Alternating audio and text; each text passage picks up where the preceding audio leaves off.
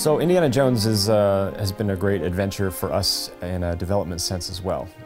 We've got 4 movies to kind of mine for character concepts, and one of the ones that we've kind of held off on, which is actually my favorite, which is somewhat of a controversy even in-house, is Indiana Jones and the Temple of Doom.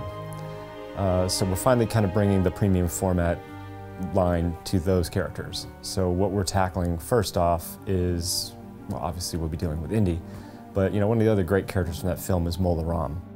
And not just because he represented a really great sort of serial type villain in the Kali cultist leader, but just his costuming and whatnot represented a really unusual change, or just there's a little bit of different flavor than what we typically are dealing with on the premium format side. So it's very cultural, very shamanistic. It was kind of a hard garment to kind of de-engineer, because it's really a big wrap, kind of wraps around his body several times, goes up over his shoulder. It's got a red and black facing that we had to kind of figure out the math of if you fold it over his shoulder one way, the red shows when it needs to be the black. He's got this great headdress that's sort of an amalgamation of a human skull and a buffalo, or like a water buffalo skull, and there's this mane of hair that comes off it and a little sort of voodoo face on the front. And so we did in the design we incorporated 2 heads, one that has him just bald-headed with this really great sort of tattoo paint that he wears, and the second, of course, was this great shamanistic headdress. And the scene that we really wanted to evoke was when he, pulled the heart out and it, catches fire and whatnot. It's definitely where he's kind of at the top of his spiritual power, representation in the film.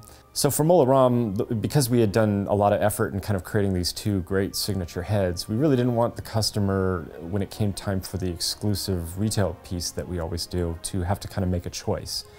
So we decided to add in somewhat of a little prop replica, which was something that was it's just a great prop from the film, which is this sort of death chalice that he uses, to sort of kind of turn Indy to his own will. And it's got this head that sits in this giant cup, and it's really just awesomely grotesque.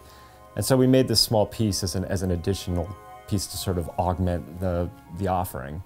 And it's kind of neat because it also, the base evokes some of these themes as well, because there's these sort of desiccated heads that sort of fit into the architectural ring that the base makes up.